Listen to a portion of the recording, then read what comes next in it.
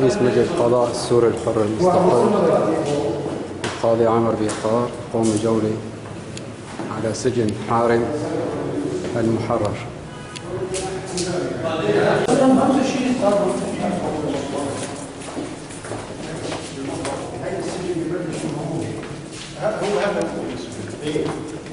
هو المهاجئ تبع السجناء. هاي السجناء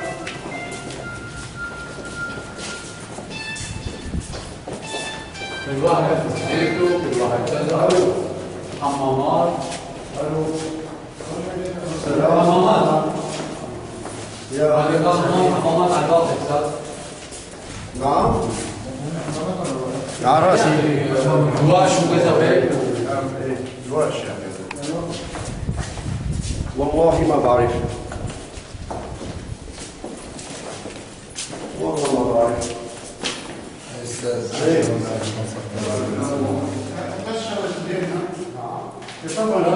شغل صيانات سريعة يعني هلا شغل صيانة مثلا تركيب حنفيات حتى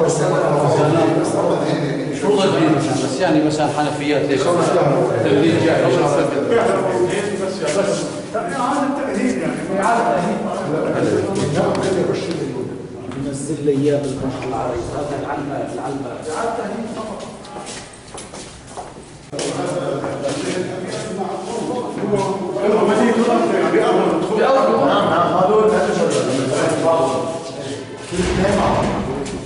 وحتى ما بدهم سيرة موجودات.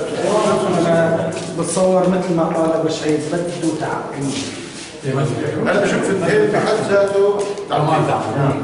هذا استاذ معنا شيء اذا نجيب له دواء من البخور البلديات وسكروا هالباب وحكموها هلا زادوا بخوها وسكروا اجباري بده دهين بده تعقيم يا سيدي ما ينتقل يعني لان هو الدهين كله في نفطه في دهين مخطوط بده دهين كله بده شغل دهين كهرباء مي.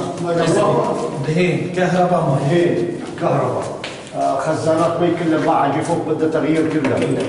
يعني ما يخص الكهرباء واثنين ممكن تأهيلها ممكن يعني تبديلها ولا لا نهائي ولا ممكن تأهيلها مثلا لحمها كذا اذا كان يعني شغلتها بسيطة يعني شغلة فوق من المي الحين شغلة الحين خزان هلا خزان ما يقوش منه بيتغير هذا عمليا بس موضوع الدهين وادوات صحية بس الكهرباء وشغلة كهرباء شبكة كهرباء. هو اذا منا مشان خزانات والله بدهم غيار كله لان الخزانات منتهيات. هذا كان على ظهره كان على ظهره كلياته متمركز الجيش اكثريته اجى ضرب مضوجات كلهم كان الطياره قدامه هون قدامه هون قدام السجن ضربت الطياره قالوا بس في جناح ثاني كمان نفس الجناح هذا هذا الجناح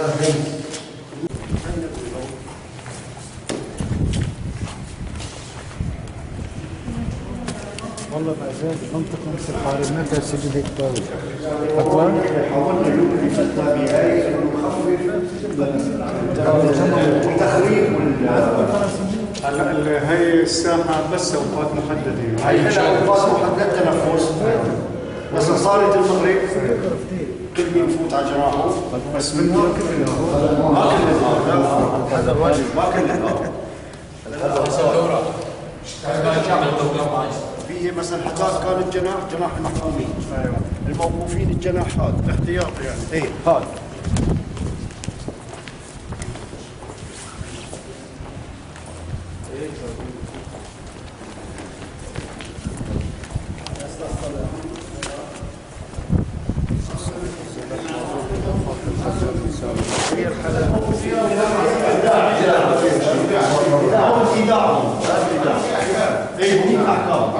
المنفردة هاي المنفردة هذا هون أمانات الإدارة. نعم هاي المنفردة هون المنفردة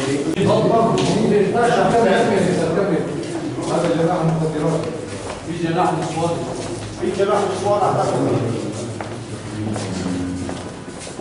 هو بالنسبة للجناحات موقوفين المحكومين بهذا موقوفين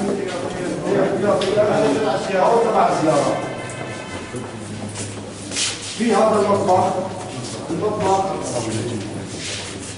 هو هاي المطبخ صار لا إذا نحن أهلنا بس إلا الكل بشكل صحيح وبشكل يوفر قدر عمل يعني الناس اللي تدعو استاذ عامر، بعدين عامل الامان هون يعني كمان ما بيضمنوه شو من كان. ما بنعرفه. لا الامور عاديه. يكون في بشروط انسانيه كويسه.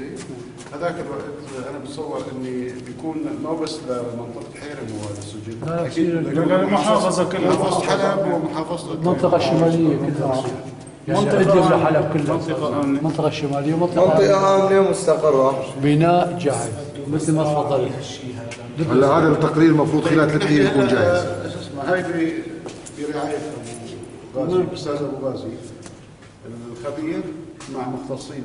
بكره من الصبح يعني بنجيبه. بيجيب كهرباء وبيجيب تمديدات صحية سوينا تقرير كامل وبيجيب واحد دهان عن 3 أشخاص. نفقات بيعمل لك إنه بشيء، النفقات التقديريه، بيعمل لك إنه بشيء، بيجيب النفقات بيجي العمل التقديريه لهالشيء وبيجيب واحد صوته فني. بالإضافة للنفقات التقديرية لمقر المجلس. مقر المجلس والمكتب الجنائيه والكنافيه. مخفر ومكتب الجنائيه. مقر المجلس يعني شو بدهم صيانه معه. الكتيبة العدلية يعني الضابطة العدلية.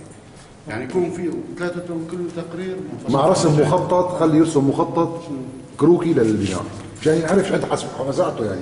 بالضبط. اليوم ممكن هذا يكون الوضع مكلف يعني عشان يعرفوا ايش اخوك هو بيجي ابن أخوي يرسم المخطط مهندس. هم بيعمل تقرير كله مو بس ايه بقصد معه. هلا لازم نجيب يعني واحد صحي، نجيب لك بجيب واحد صحي وواحد كهربجي ودهان، بيعمل لنا قيمة إجمالية بيعمل قيمة مع إجمالية. مفصلاتك. وهو بيرسم لك ورقة مخطط السجن كله، بيرسم لك إياه بشكل كامل وبيعمل دراسة كاملة. نحن ليش نعمل يكون بمساعدة المختصين يعني رجال الشرطة ضروري بيعرفوا ايش بده تجهيزات. يساعدوا ما في غلط. إعداد التقرير. مثلا اللي مصلحته هذا كمان يساعد الكهرباء كمان يساعد. بيكون في القيم التقديرية بتكون قريبة للواقع، حقيقيه يعني. منطقية. نتمنى أن إن شاء الله نفعل هذا الموضوع إن شاء الله. يعني موضوع السجون موضوع مقلق لجميع الكتائب وجميع المناطق. ما في أماكن. بس ما عنده سجن بس في عندنا نقطة النظام شفنا وحشيته سواء على مستوى السجون ولا على مستوى فروع الأمن. نحن بدنا نجي لفترة جديدة، حياة جديدة، بده يكون عندنا حقوق الإنسان فوق كل شيء. راح تجي منظمات اكيد. هذا الإنسان يا مشعب، هذا الإنسان اللي نحن بدنا نسجنه، نحن عم نعاقبه بحكم قانوني بس وإنما ما بقى لازم نحن نرجع نعاقبه. بدل ما نطلعوا ساعتين نفتح له طاقة التهوية، نحن بدناش فتح على طول.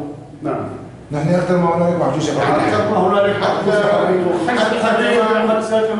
نحن نقول حتى الخدمات لازم تكون متوفرة دائما لأنه يعني بحدود الإنسانية المطلوبة. ما في أسئلة والله هذا نحن إحنا بهالسنة لازم يكون بهالسنه لكن عم نحاول عشان نسوي اجتماعي ونحن السجن وعم نحاول نرد كل الأعداء والحمد لله ماشي الحال. يعني أبو شعيب نحن نتمنى أن كمان هذا السجن ما بس يكون هو مكان العقاب، مكان التأهيل للحياة الاجتماعية الجديدة الشريفة. ما هو اني والله نقسى عليه بحيث اني نرجع نطالعه ينتقل من المجتمع هذا. نحن هلا عندي سجين عندي استقرت حياتي. يعني بدي هيك اشرح لكم موقف لاحد قضاة التحقيق. صارت زمان عم يسجل واحد متهم شايف هو وقابلنا للشرطه خذوه على مكان التوقيت. اجاء ضيوف زملاء وقضاة ضيفهم سكر يعني سكر شيء وضيف المتهم كان لسه اول ما يطلع. هذا الموقف سالوه قالوا له هذا متهم مجرم كذا، قال له ولو كان يبقى انسان. يعني نحن نفهم هذا الحقيقه ان يبقى انسان. صحيح انا عم بعاقبه شيء بس وانما كرامته شيء ثاني. انسان كرامته شيء ثاني. ان شاء الله نحن بنكون شيء واحده ونحاول نفعل هذا الموضوع. ان شاء الله ان شاء الله. ان شاء الله. انا شايف ان في هون الامور بحيل ممتازه والحمد لله ونحن جاهزين ان شاء الله. حتى هذا خزان مظبوط. هذا تبع مي.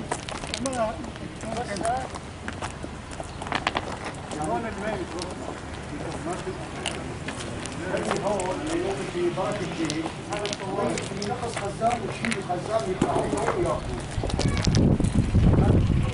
هذا خزان مي مضروب، هذا مضروب من هون. شوف مضروب من هون. بيفتح هذا بده الحين. بده الحين. بس في عندنا مثلا في نقص اثنين، نقص واحد، بدنا نكمل النقص مشان نكمل مي وجميعا. هذا مضروب من هون. هو بيصلحوا بنعاد تأهيله. بنعاد تأهيله. نحن بنحاول هلا في عندنا خوض صاير الإضافة في